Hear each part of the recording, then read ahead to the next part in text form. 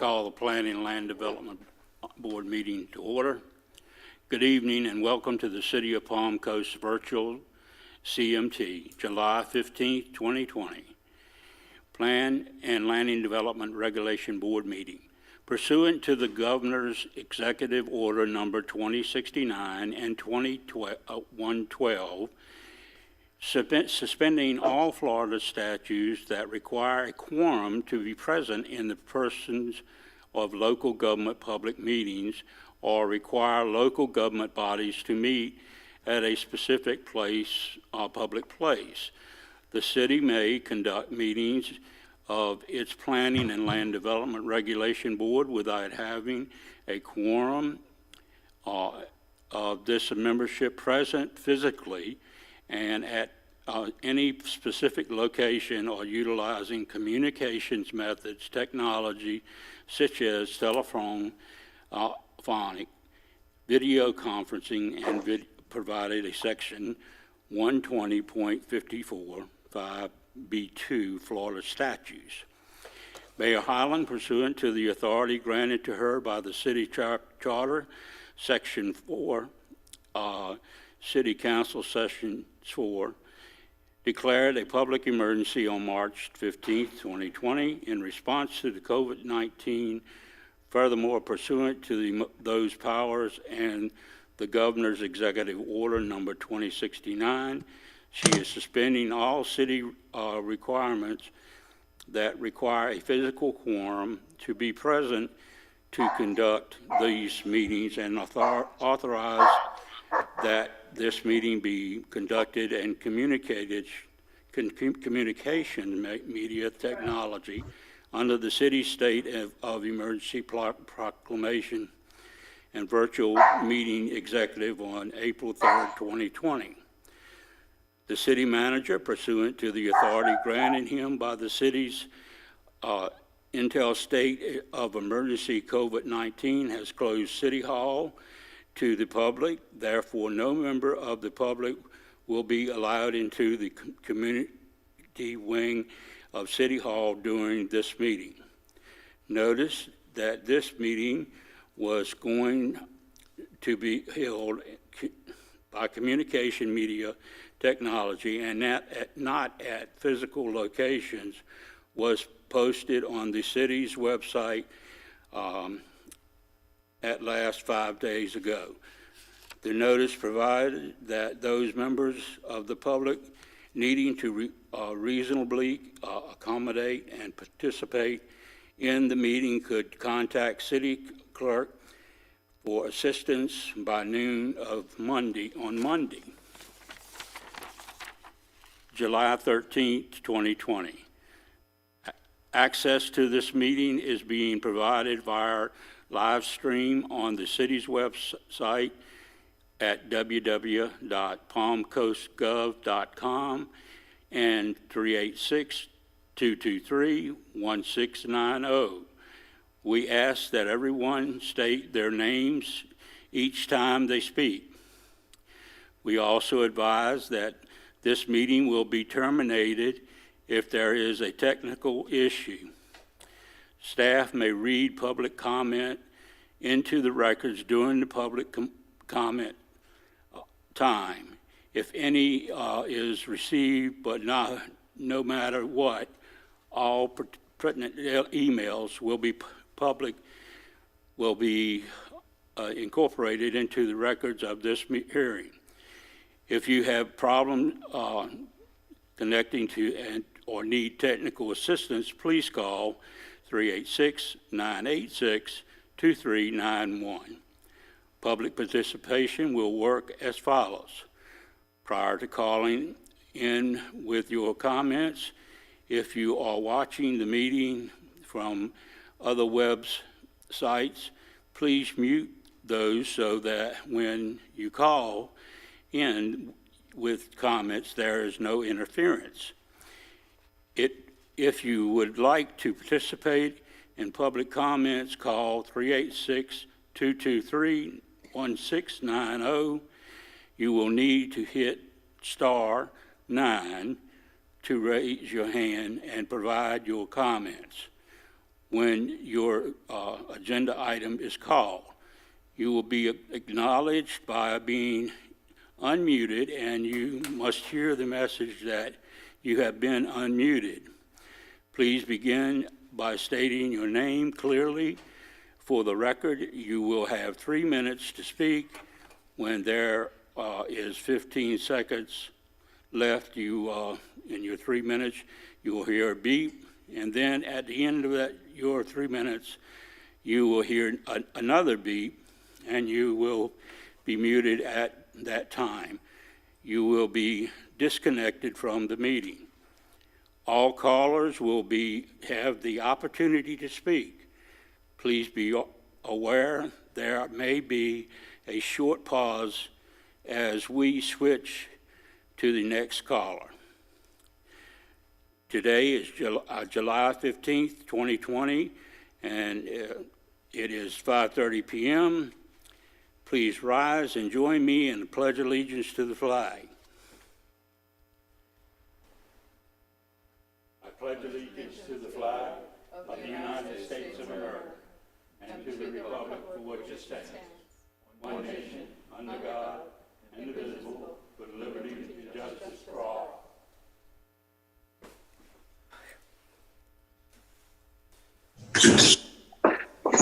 A roll call, please. Yes. Mr. Smith. Here. Mrs. Lucas. Mrs. Lucas. I'm here. Okay. Mr. DiMaria. Here. Mr. Scully.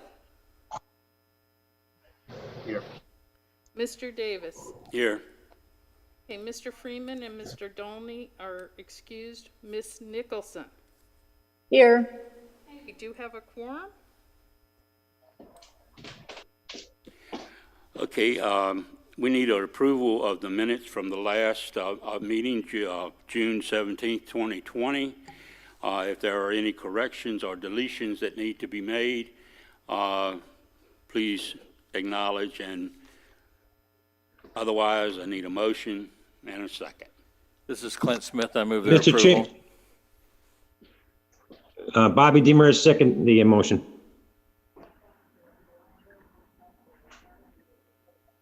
Roll call. Irene, please. Mr. Smith. Yes. Mrs. Lucas. Yes. Mrs. Nicholson. Yes. Mr. DiMaria. Yes. Mr. Lemon. Yes. Mr. Davis. Yes.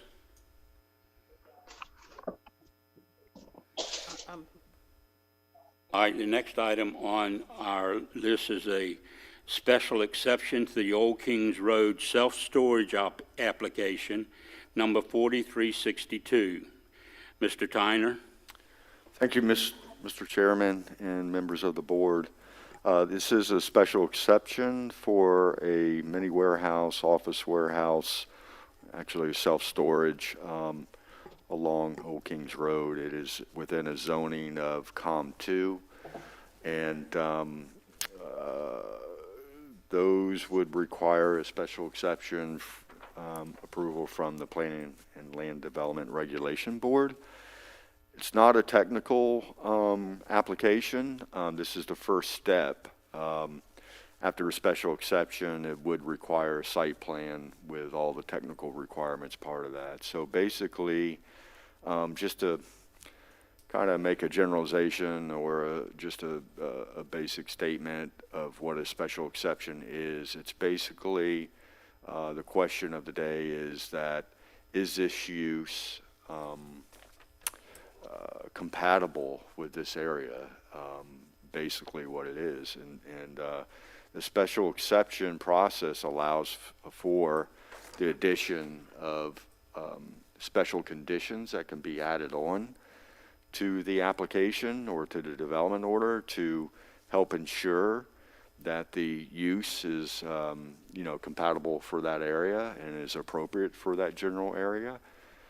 With that said, Mr. Hoover will go through the presentation and summarize what's already in the staff report as far as the specific criteria that we have in our land development code for special exceptions. And in addition, he also has some special conditions along with the special exception application. With that said, Mr. Hoover, Senior Planner, will have the staff report. Good evening, Bill Hoover from Community Development Department. The overall site is 17.23 acres, and it's located north of State Route 100, about 3/4 to 4/5 mile on the east side of Old Kings Road. You can see the future Walmart site is directly to the south of the project. And they're requesting a special exception for a mini warehouse and self-storage facility on the 4.78 acre portion of the site, and that's the self-storage is shown in orange. And if this is approved, the applicant would be required to apply for a technical site plan, and since the site is over 40,000 square feet of building area, it would return to the planning board in the future for review of the technical site plan. The future land use map designates the subject property as mixed use, and the mixed use designation also allows COM 1, COM 2, COM 3, light industrial, both office districts, the PSP, which is public, semi-public, and all residential zoning districts. So it's a very broad designation. Self-storage facilities are permitted in the COM 3 district in the light industrial. However, in the COM 2 district, it's a special exception. This is the zoning map of the property. You can see the entire site is zoned COM 2. So to the north and south of the area highlighted in yellow is COM 2. Further to the south is the Walmart site. Directly across Old Kings Road to the west is a public, semi-public site, which is actually the FDOT drainage area for this portion of I-95. And then to the east is a large master plan development, of which it's primarily wetland area. The overall site is proposed for not only the self-storage facility, but 4 commercial lots north of that, and then 1 on the south end of that, next to the Walmart site. This is the site plan. That's a preliminary layout. There's 6 storage buildings shown in gray, and those total 67,100 square feet. And by the entry area up there in the northwest portion of the site, the blue rectangular area is an office. And to the rear of the site, which would be the east side of the screen, there's 44 boat and RV spaces. The public participation requirement for this is that the applicant mail a letter to all neighboring property owners for tonight's planning board meeting, and that's sent by certified mail. Staff reviews who those are sent to, and also the certified mail receipts. We've not received any comments from the public so far on this project. Each special exception is analyzed based on Land Development Code section 2.0703, and criteria A states, is this consistent with the specific requirements for that particular use as set forth in this Land Development Code? Staff's response is the site will be developed under all applicable standards of the COM 2 district and the Land Development Code. Criteria B meets the concurrency requirements of the Land Development Code. This site is located within an area with available essential services, The site and building will need to meet all concurrency standards as it goes through the development permitting process. Criteria C, is the project compatible with the surrounding neighborhoods and promotes the value of surrounding land, structures, or building? In this case, the site plan shows the intensity of the self-storage facility has been designed to be internal to both the 4.78 acre self-storage site and the entire 17.23 acre commercial site. Staff has also placed conditions on our recommendation to ensure the project would remain compatible with neighboring properties in the future. The fourth criteria is compatibility shall be further reviewed under other factors, including architectural design and screening standards. Planning staff will ensure the facility will meet these other standards when the technical site plan is reviewed. Planning staff recommends that the planning board approve special exception application number 4362 for the Old Kings Road self-storage facility with the following 8 conditions. The conditions, I would like to point out, the majority of these are the same ones we've used for other self-storage facilities that the planning board members may remember. And we use those for each COM 2-1, and so we don't reinvent the wheel for each one. First condition is outdoor vehicle storage services are limited to operable boats, autos, pickups, vans, trailers, and recreational vehicles. Storage services shall not be provided for any heavy-duty trucks, semi-tractor trailers, dump trucks, full-size buses, shipping containers, or large construction equipment. Second condition, on-site manufacture, assembly, or disassembly of materials and vehicle repair and maintenance are prohibited. Storage units shall not be used for workshops, offices, or any recreational or residential use. Number 3, an on-site business for the sale, leasing, or rental of boats, recreational vehicles, trucks, trailers, or construction-related equipment is prohibited. Number 4, all vehicles and boats being stored shall be limited to the designated boat and RV storage spaces and shall not extend into or occur within driving lanes or other non-designated storage areas. Number 5, a business shall not use storage units for retail display and or sale of merchandise.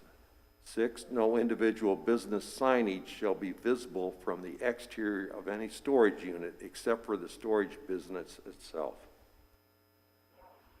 7, during the technical site plan process, the applicant shall provide a tree survey and demonstrate on the engineering and landscape plans that as many trees as possible are being saved between the self-storage facility impervious area, which would be the concrete drives in the buildings, and Old Kings Road. Additional plantings may be required to ensure minimal visibility of the storage facility from Old Kings Road. 8, approval of a technical site plan, site development permit, building permits, and all other development permits required by the Land Development Code.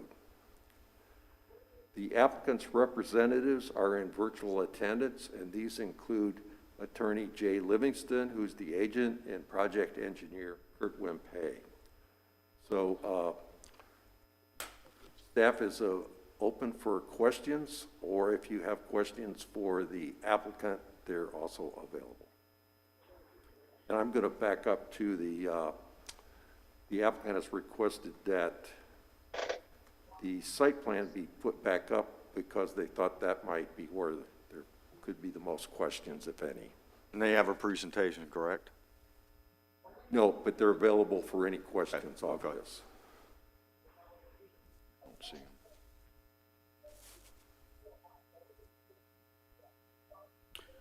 So I'll bring it back to the board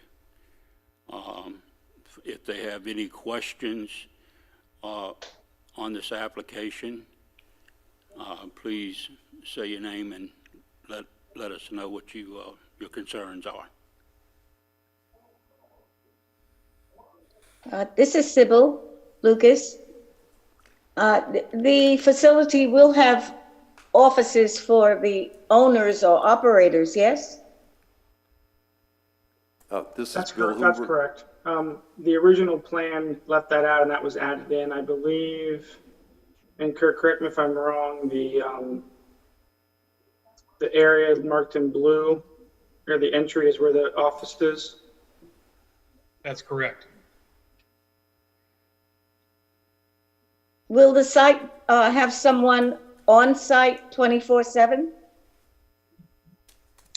I don't think that's been determined yet. Typically, you don't have, for this size facility, you probably wouldn't have somebody on site 24/7. There'd be operation hours where you have staff available, but nighttime hours, typically they're going to be off-site. So a number would be provided for someone who might run into a problem, or would the renters have access 24/7, I guess is a better question. Yes, they would. Okay. Yeah, Mr. Chairman, Bobby DeMaria? Okay, Bobby? Yeah, I know it's just a special exception right now, but a lot of questions I bring up on this is the hours of operation on this, is that been settled yet? Will that come on the site plan, that information for the developer? Well, the hours, I mean, the actual facility will be open with the office during normal business hours. The actual site facility, as far as access, will be accessible by the customers of the storage facility 24/7 through a controlled access and some kind of fob system. So the hours of operation, I guess, as far as the storage facility itself and access to it would be at any time. The actual office would be normal business hours. Okay, because I thought in the past, a lot of times, these places are closed from 12 to 5 or 11 to 6 a.m., so nobody can go in there. That's not going to happen here? At this stage, we haven't really discussed that, if there's going to be any limitations on access. That's I think an undetermined question. I think that the concept would be that they would have as ready access to the facilities and the stored vehicles as possible. So I think the ideal scenario would be 24/7, but the actual final operations haven't been determined yet. That would be determined when we get past this special exception and get towards the site plan. That information will be available when we apply for site plan. Okay, and I know, again, there's exception, but if this is close to the road, it's gonna be a lot of buffer for landscaping around this, so we can not see the stuff from the road? Yeah, actually, Bill, I don't know if you can put on the aerial shot, because that's the one benefit of this site that is different than a lot of other sites. We have the benefit of this area where that one's good. We have the site plan, it does go past the old Kings Road right of way, but we do have the benefit of a heavily treated area and the controlled access. And then because staff had the same concern that you have, they added the condition that we may be required to do additional plantings. So ideally, this whole thing is going to be screened except for the access road. So you're not going to see anything from Old Kings, except for what you can see through that access view, that access view area. Okay, sir, thank you very much. You're welcome. That's it, Mr. Chairman, thank you. Okay, anyone else? This is Clint Smith. I just have one question for Mr. Hoover. The staff conditions, the applicant is okay with those? They were forwarded to the applicant about 2 weeks ago, and I have not heard back that they have any issues with it. Okay, well, let's ask Mr. We have Livingston then. we have no objections to the conditions. All right, thank you. Mr. Chairman, this is Suzanne Nicholson. One question I have with regard to condition number 1 is how will the applicant or operator determine and continue to determine that the vehicles are operable?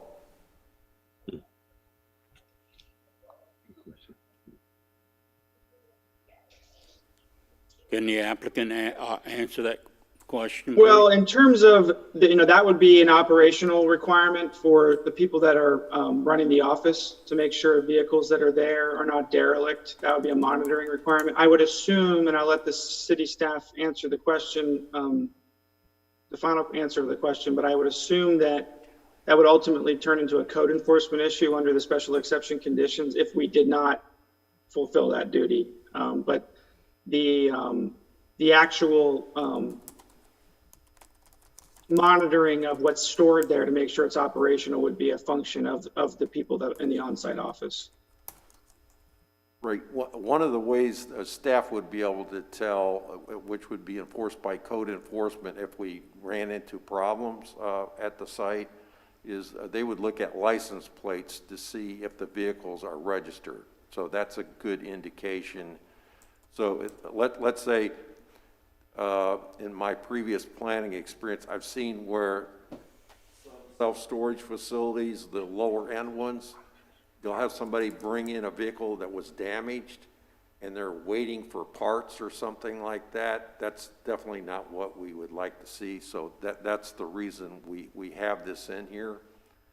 And I think, I don't see that we would have a problem in enforcing this because we're getting rid of a lot of the types of vehicles that would create issues.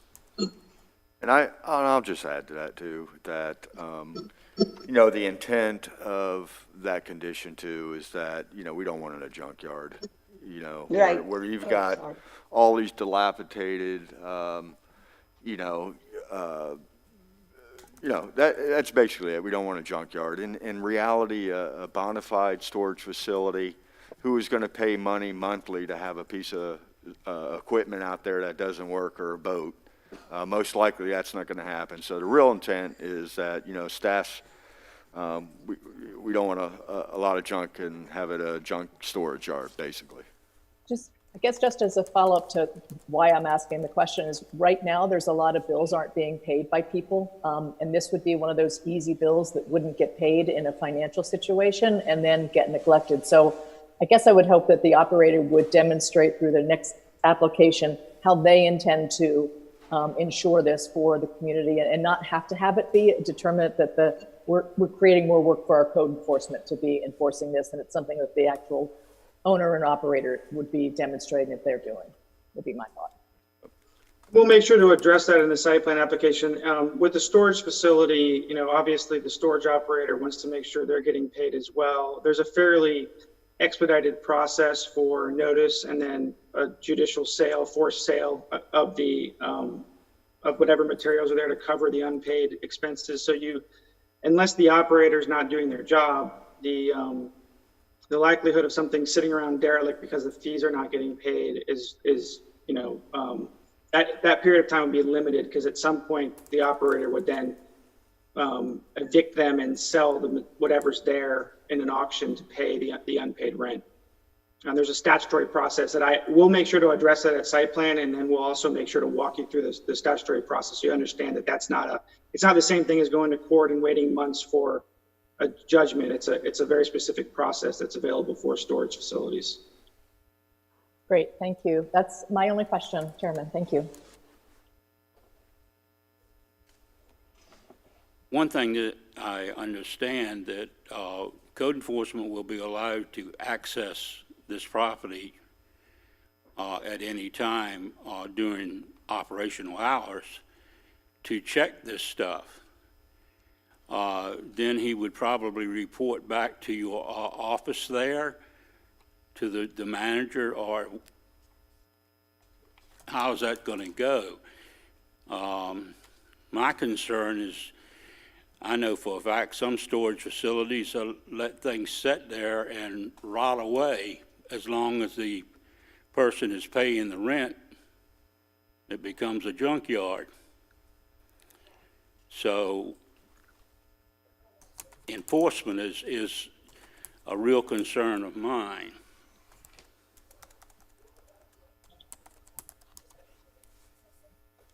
Well, I would assume, without having have drafted it yet, that the outside storage leases would like almost all leases, require a compliance with all state, federal, and local laws. So it would be grounds, the operator would have, then the owner of the facility would have the choice of either being fined by code enforcement or enforcing the terms of their lease against that particular user of the facility. Now, the other benefit I think that this development has compared to other storage facilities that are out there is that it's not standalone. Although the out parcels shown in the site plan are not part of the special exception because those are for uses that are allowed within the COM2 zoning district, we are going to have some neighboring uses that are going to also have a say in the aesthetics of the facility. So there's some internal control as well there beyond just what the operator in the office and code enforcement. Mr. Tyner, will this come back to this board? Yes, sir, it's going to be a site plan, it'll come back. When the site plan and all is Yes, sir. done? Okay, any other member have any questions? Okay, I'll open it to the public. If there are anyone who wishes to speak on this matter.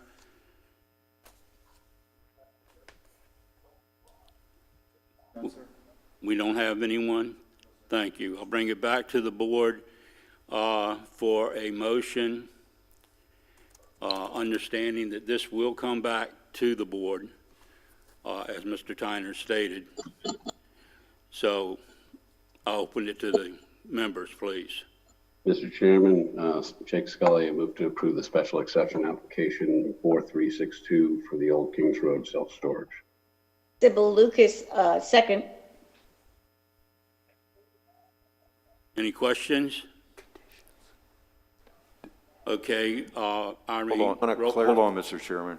Do we want to clarify that the recommendation includes the conditions as staff presented? Sure, let me modify that. Jake Scully, move to approve special exception application 4362 as written with staff exceptions on the Old Kings Road self-storage. Sybil Lucas, second. Okay. Could I have roll call, please, Irene? Mr. Smith, Yes. Mrs. Lucas, Yes. Ms. Nicholson, Yes? Mr. Scully, Yes. Mr. DiMaria.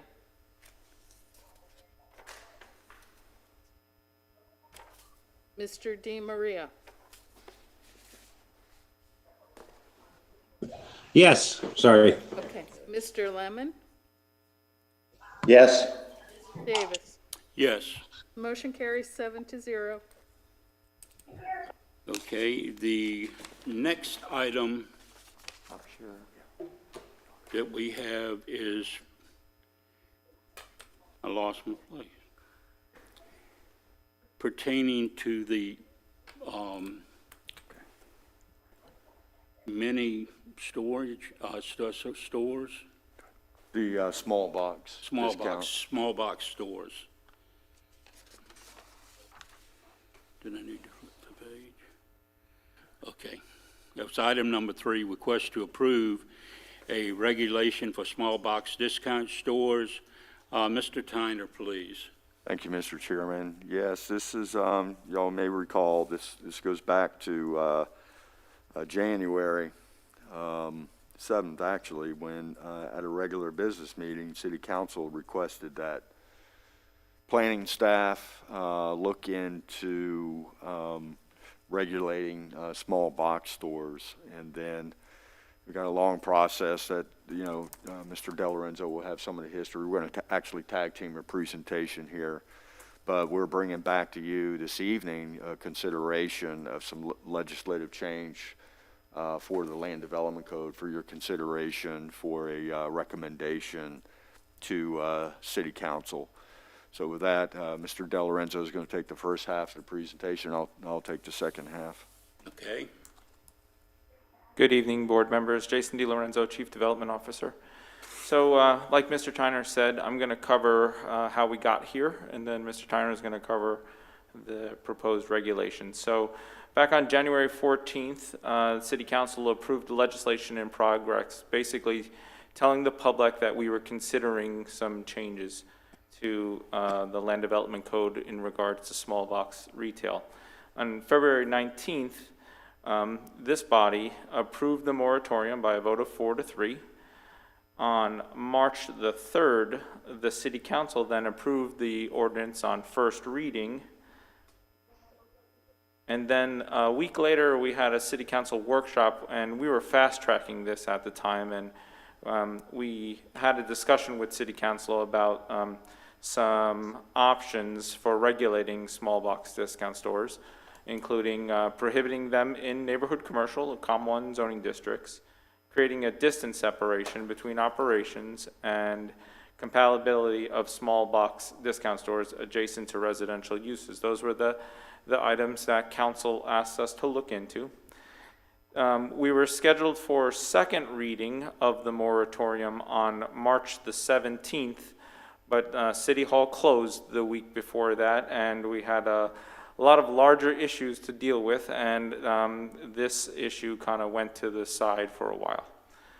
On June 16th, we picked it back up, and at the regular business meeting for City Council, they adopted the moratorium on second reading and extended it for 60 days, which then expires on August the 15th of this year.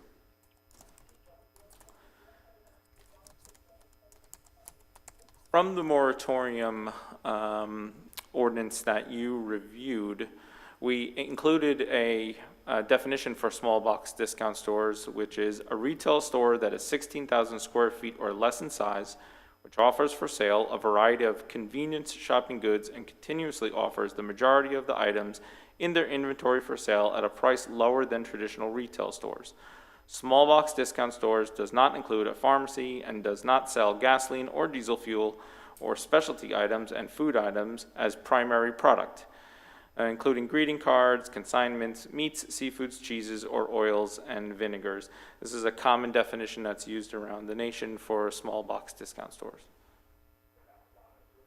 As part of that presentation as well, you might recognize this map showing the 6 current operations that we have that meet that definition. They range in size from 7,500 square feet to 12,600 square feet. Most of them are found in the COM2 or Master Plan Development Zoning Districts. We don't have any clustered in any one particular area, and they currently are distance separated by 0.6 of a mile to 4.5 miles from each other.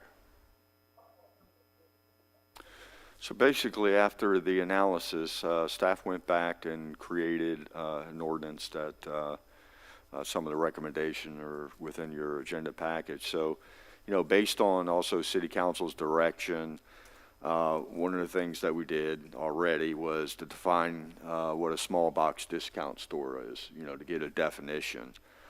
There wasn't a definition of that in our land development code.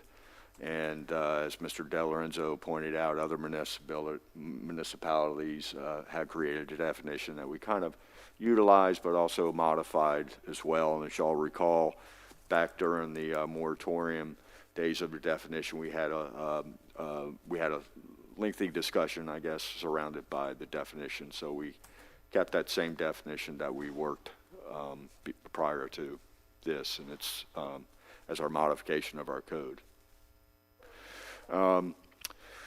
You know, as the analysis showed, we don't have a whole lot of discount stores in the general commercial area. We have, just to remind everybody, we have 3 commercial zoning districts. We have a COM1, that's our neighborhood commercial.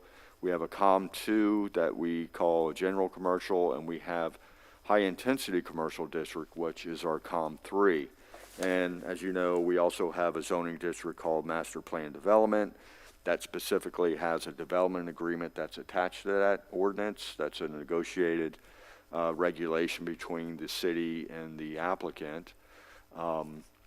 And so basically the findings is that the general commercial zoning district of COM2 and high intensity of COM3, where these areas are found, are mainly found on city major arterials such as Palm Coast Parkway, State Road 100, Old Kings Road. They typically have a 4-lane roadway and maybe plan for the future 4-way. So they're really in our most intense areas where you're going to see, like the Target shopping center and your shopping opportunities. Our master plan development, same thing. You're going to find those zoning districts mainly along major road corridors. They typically will have a lot of land associated with them. Town Center is a master plan development, and Palm Coast Park is also a master plan development. So basically what we're requiring on that is that, no, go ahead, Jason, is that our neighborhood commercial COM1 be not part of this ordinance, that we would not allow the small box within the COM1, because your COM1 zoning districts, they're mainly found along Palm Harbor right now. They're your neighborhood commercial. They mainly serve residential traffic and is bordered by residential uses. And then number 4, existing small box retail are mainly, like I said, in COM2 and NPD zoning districts.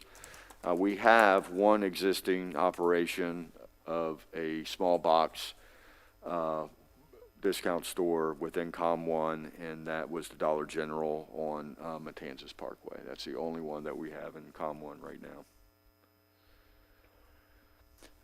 Another thing that we looked at is distances. That was one of the other items that City Council wanted us to analyze, is potentially making so that small boxes aren't clustered. In our analysis, we didn't really find an issue with the clustering of that. But what we did look at is that we knew that in some COM2 and maybe some COM3, potentially, that you might have some residential neighborhoods adjacent to it. So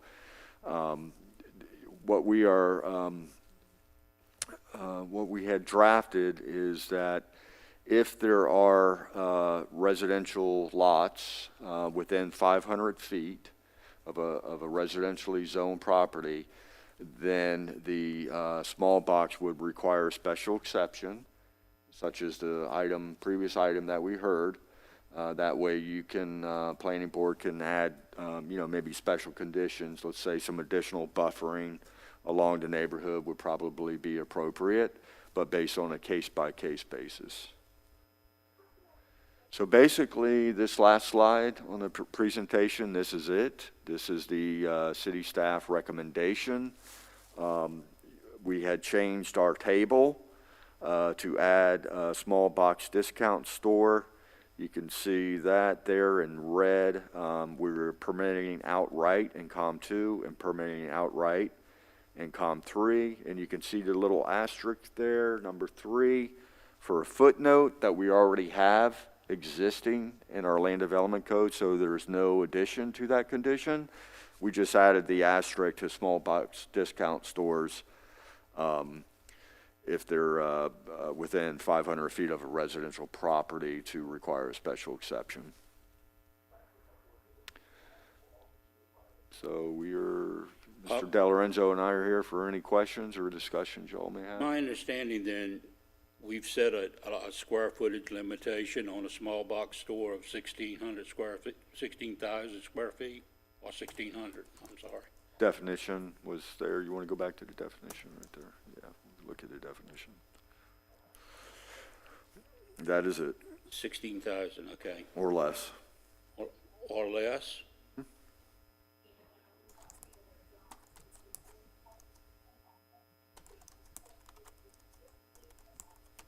Why did we have to put our less in there? Well, what will regulate it would be the table that shows small count discount, and then you have your other table within the land development code that has other uses that are permissible within that area. So Okay. This is really just geared towards this specific use. Chair, if I may, I guess another way to think about it is that if it's more than 16,000, then it's going to fall into a different category. Okay. All right, I'll bring it to the board. Does any board member have any questions that they'd like to ask? Sure, Mr. Chair, Jake Scully, if I may. The COM1, if you could go to the slide 6 small box stores. Mr. Di Lorenzo. Yeah, so the COM1 being the orange bits here, I spent all the time kind of zooming in on them. Would you guys say that there would likely ever be a situation where a store in one of those COM1 spaces would not be within 500 feet of a residentially zoned? Or could you give me an example of one that would not have to go through the special exception because it's outside of 500 feet in COM1?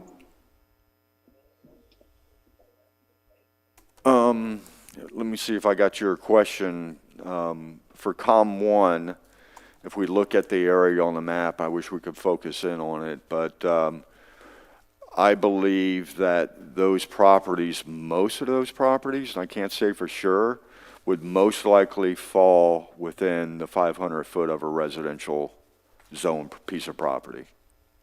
Okay.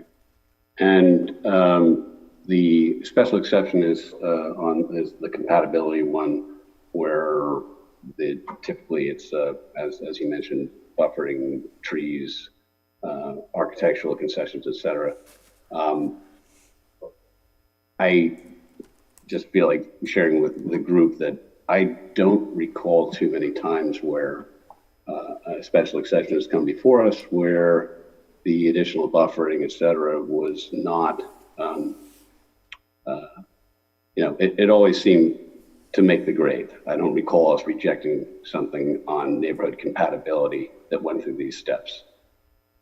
Is that fair recollection? Yeah, I mean, my experience basically, and Katie can chime in too, that, in one way from a perspective that a special exception isn't by right, where you do have to go to a public hearing and basically is adding special conditions that make it more compatible. Just like you said, Mr. Scully, is that, if you're adjacent in the back of your building on the rear of the property, you have residential houses there, single family homes, the planning board may want to increase the landscape buffer to make it more compatible to help protect the existing residential property. You may have, again, conditions of hours of operation to be a little bit more compatible with the surrounding areas. But it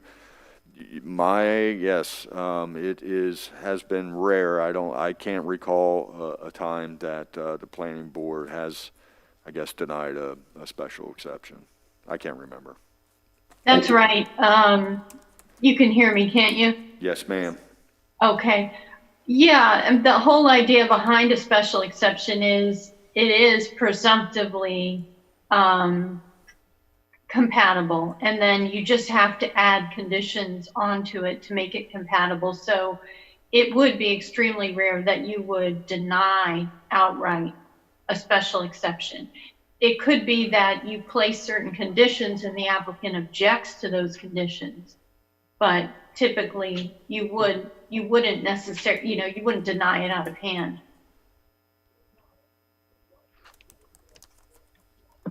Chair Davis. But what about the distance between these small box stores? Let's say there's one already there, 1,000 feet down the road, and they want to put another one in. I mean, distancing between how many can go in an area? Well, I think what we found, and we found that, and based on this map, this is a great map. If you look at the COM2 and COM3 zoning districts there, they are definitely typically on our major corridors.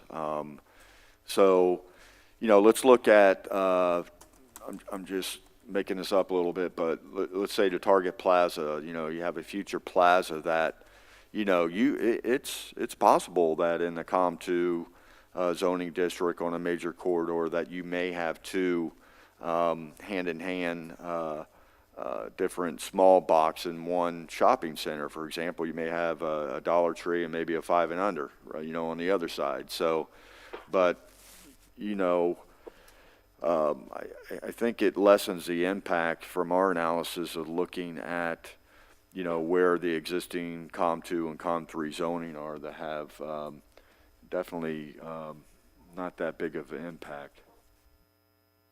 Mr. De Lorenzo, you know, if you want to add, I think. Mr. Chair, if I may,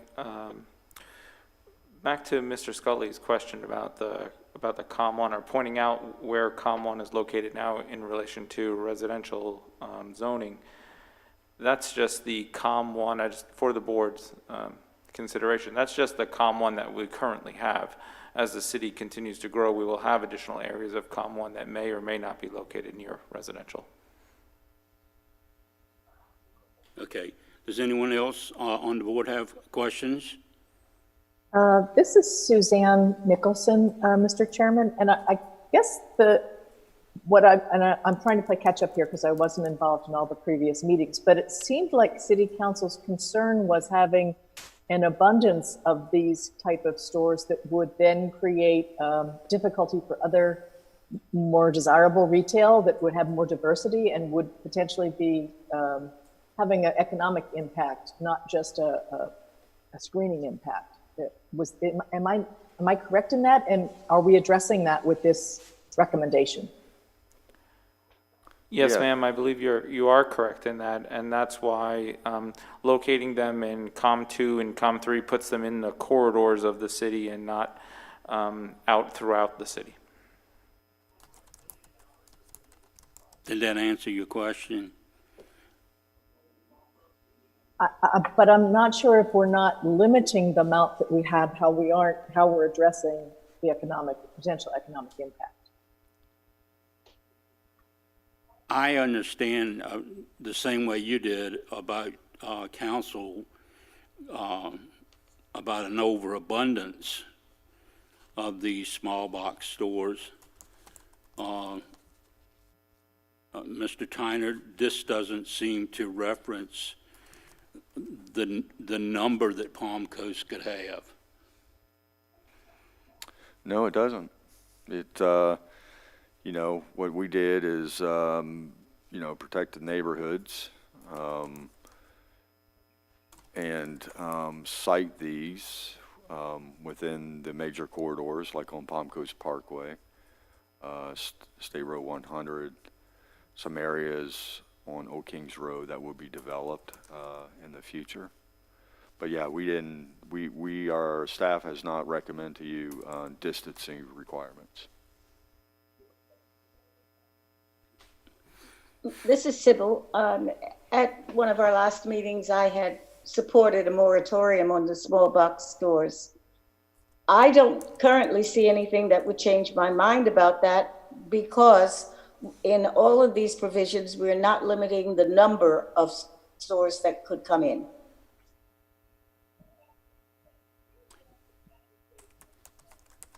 That's true. Well, I feel like if I'm understanding you correctly, it's necessary for us to clarify that the moratorium was a temporary moratorium. By state law, you may... 120 days. I'm sorry? What was it, Sybil? I believe it was 120 days. Correct, but was the root of your question you wanted to extend the moratorium and not allow any? I'd like the proliferation issue to be resolved in some way, because I would not like to see, even in the COM1, to see just a proliferation of those kinds of small box stores throughout our community or throughout our city.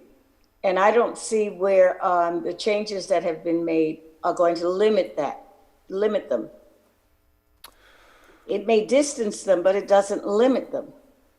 Well, we are we are limiting, our recommendation is to not permit them in COM 1 where they are permitted now. Okay. Mr. Chairman, Bobby DeMaria. Bobby. Then why can we add on COM 2 also to limit them to going in here? I agree. We have to have a certain amount, just amount. I agree with Mrs. Lucas on this thing. There should be some type of say, how many are allowed per year or how many in one area, but we add COM 2 to it, then it becomes a special exception, then we have a little more control on it. Well, I will add, you know, COM 2, if we go back on the map, if we can. You know, COM 2 is our red, not our dark red. And I know it's hard to see on the map. We are limited in a lot of COM 3, which is more of an intense use. You know, your storage facilities, those type of things, very high intense, really limited of retail in the COM 3, although you can have retail in COM 3. But your commercial 2 zoning district is where the majority of your retail establishment, including the small box, including groceries, including shopping, restaurants, that is where the majority of your retail will go. So eliminating small boxes from COM 2 would pretty much eliminating from a lot of the areas on the city. In addition, you know, that's where we have the majority of our small box, existing small boxes when they're COM 2. So now, in essence, we have made the existing small boxes, what's the word I'm looking for? Non-conforming? Yeah, non-conforming. So we would not recommend getting them out of COM 2. Is there a way perhaps to quantify, as Mrs. Lucas is saying, is that there's a percentage of small box stores to other type of retail that would be permitted? And once, you know, we get to a cap of whatever that percentage is versus other retail, that would be the limit without having to say limited to 10 or 12?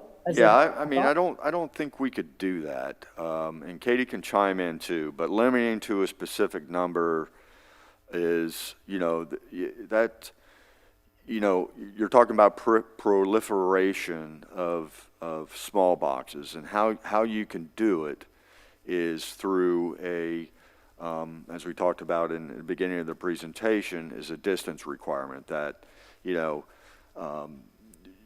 limiting to, you can't have a small box within, you know, 1 mile of each other or 2 miles of each other. You have a distance requirement that regulates the proliferation of that. But our analysis, a staff analysis of looking at what we have existing in Palm Coast and looking at all of our zoning districts, we didn't see that issue of proliferation.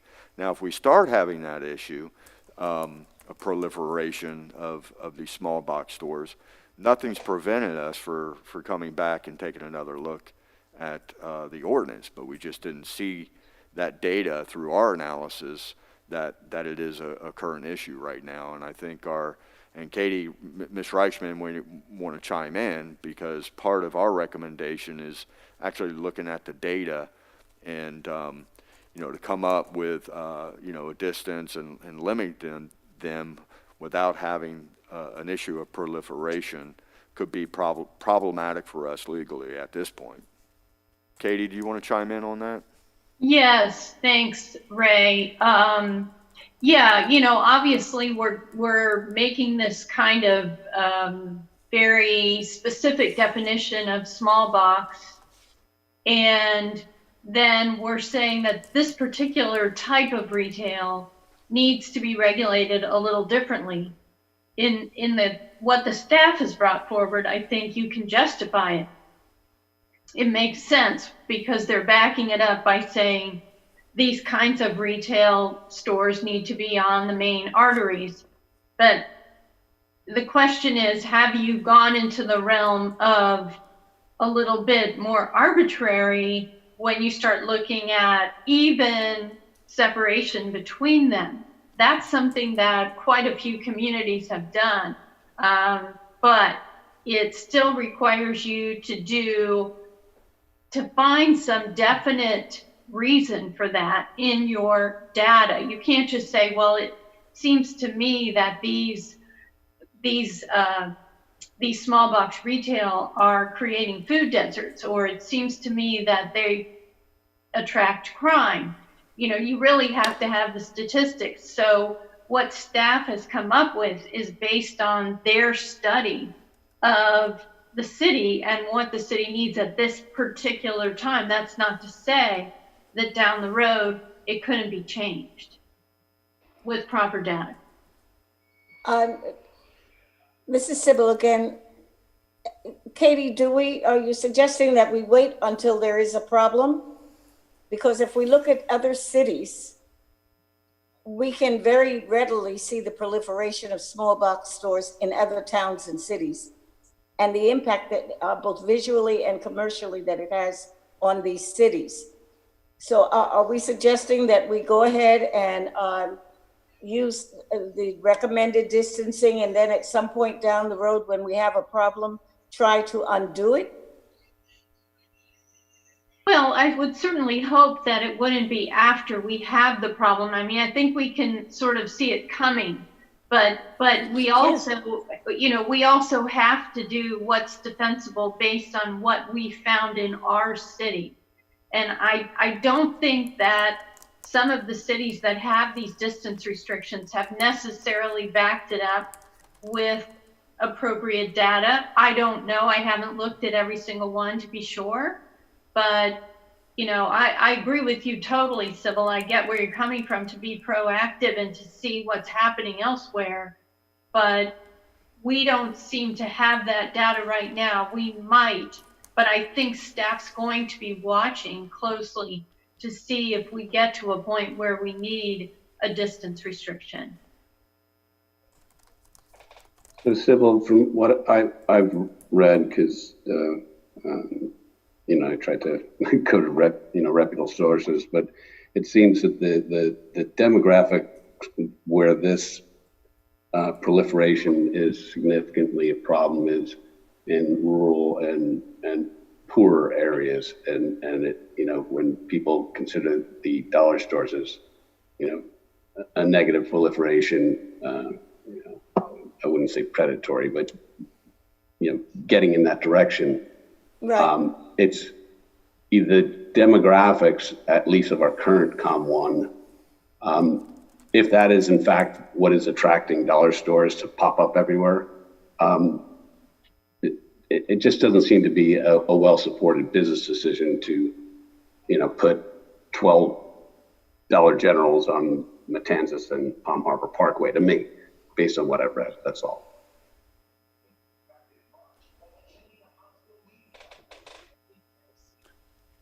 Anyone else?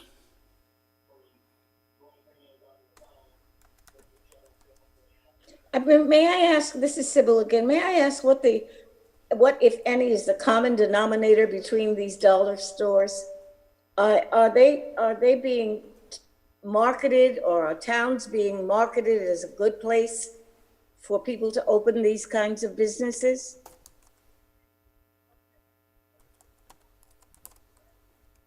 Can anyone answer that? Because most of these stores seem to be operated by folks that are coming to this country looking for a better opportunity, which is wonderful. But are small towns like ours being targeted for these kinds of businesses? Or do we know? I don't think we have an answer for that. Okay. To be honest with you, Sybil. Okay, thank you. And this is Suzanne. I guess my question stems back to what was the data, or what was the information that City Council had of why they brought it to be under consideration? And perhaps we need to know more information about that data to then be able to make a recommendation of whether this fully takes care of their concern. And we've now, you know, done the analysis from every direction, which may certainly have been done. I just don't know that I know why that original request was made. I believe the mayor received an email that included an article about the rapid growth of small box stores in the nation. Also, it was with the timing of our latest Dollar General that opened along Matanzas. Katie, was there a specific, or Ray or Jason as well, was there a specific kind of indefensible issue that just steered you guys away from just saying, look, COM2 is limited real estate at this point. These stores take up a bigger footprint than most of the other establishments that are already zoned for this. Therefore, let's put them in COM2 and be done with it. Was there a problem with going in that direction? No, Mr. Scully, I think more of it had to do with compatibility in COM1. And it was more natural for this type of business to be located in our corridors and not in our neighborhoods. And I would No, add, that's exactly what I mean. What I'm saying is, I'm sure there was serious consideration given to just saying, COM2 and COM3, and that's that. Once the definition of the small box was done, the rationale I would see data for is that these take up a lot of the COM1 footprint, just by nature of their single tenant big store. You could argue against that, but was there something that said, no, we can't defend eliminating COM1 for these?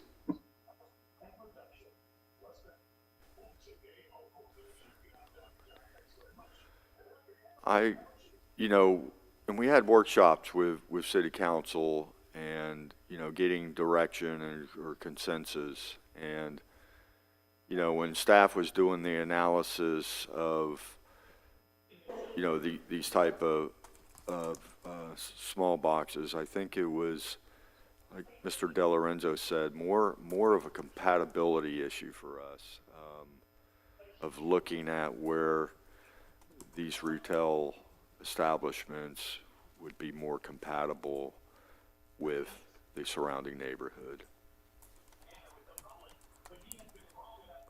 Right, but I think I also heard Mr. De Lorenzo say that generally agreed that they're more compatible in the COM2, COM3 zoning. Correct. Automatically, without having to do this special exception and, that process. That's true, but you also have, our recommendation is, some uses, if you are, again, within 500 feet of a single-family zoned area, that you would come in for a public hearing for a special exception. I think one of our council members liked that idea when we talked about the special exception of having the public be able to come out to a public hearing and state some of their concerns with a small box proposal next to the neighborhood, and to be able to have that public outreach and public hearing during a workshop was pretty important. Jake, this is Katie. I just want to clarify, you understand that we're not allowing small box in COM1? Without the special exception, correct? No, it's not allowed with a special exception. It's not allowed at all. Jason, can you go back to the last slide? Did I completely mess that up? Let me show you. Can everyone Okay. see the last slide? Can you see it, I see it. everybody? Yep. Mr. Scully, this is the proposal. This is it. We added small box discount stores to our non-residential mixed-use zoning district use table. And if you see COM1, COM2, COM3, we eliminated small box discount stores from COM1. And they are permitted in COM2 and COM3 outright. And MPD. And MPD. Okay, I'm sorry, I yeah. misread that, and I'm Sorry. sorry for confusing the issue. Yep, and the only thing that some of these in COM 1 or COM 2 or COM 3 may be adjacent to residential, and in those rare circumstances, then they would come in for a public hearing for a special exception, where the planning board will hear it and maybe add special conditions. I apologize to my fellow board members for I that. apologize for not being clear. And this is Suzanne, I think this satisfies completely the compatibility concerns, but I'm not sure it addresses the economic concerns that I saw stated from the city council piece. That was my concern.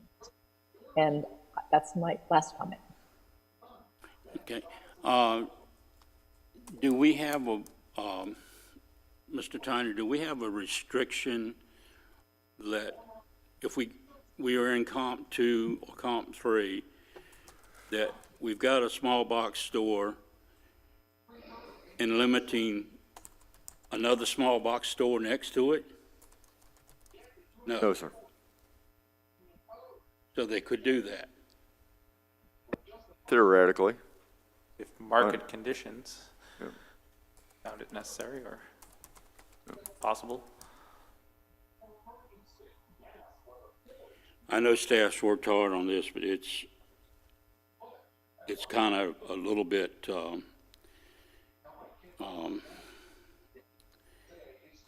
don't think council is getting what they're really asking for on the limitations. I think the next thing that we're going to have is going to be storage facilities and limitations and stuff like that. It's up to the committee to say yay or nay. I think we've discussed it enough. I would entertain a motion and a second on this, if you don't mind. Public comment? Got public comment too, Mr. Davis. Oh, do we have any public comment? Nobody has called in. Nobody's called in? Okay, we don't have any public comment. Okay? All right, bring it back to the board. If the board would make a motion, whatever.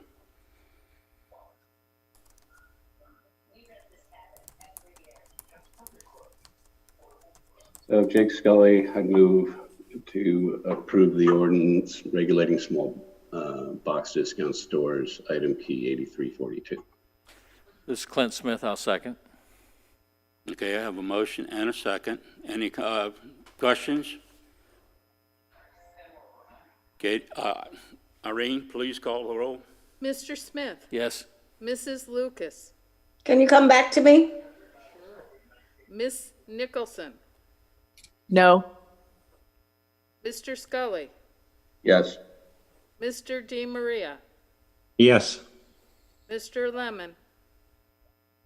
Yes. Mr. Davis? Yes. Mrs. Lucas? No. The motion carries 5-2.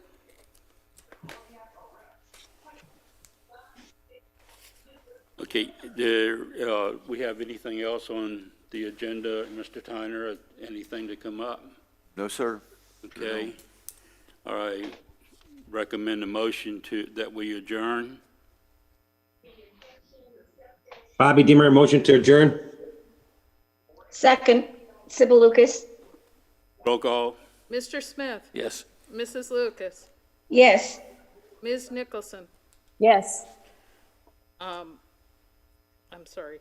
Mr. Scully? Yes. Mr. Davis? Yes. I would like to thank all of the board I members. can finish. Mr. DiMaria? Yes. Mr. Lemon? Thanks. Yes. Got ahead of myself, guys. Okay, motion carries. I want to thank all the board members and all, and staff for the hard work that is going into this. Thank you very much. This meeting is adjourned. Thank you. Good night. Thank you. Good night. Thank you, Irene. Good seeing everyone.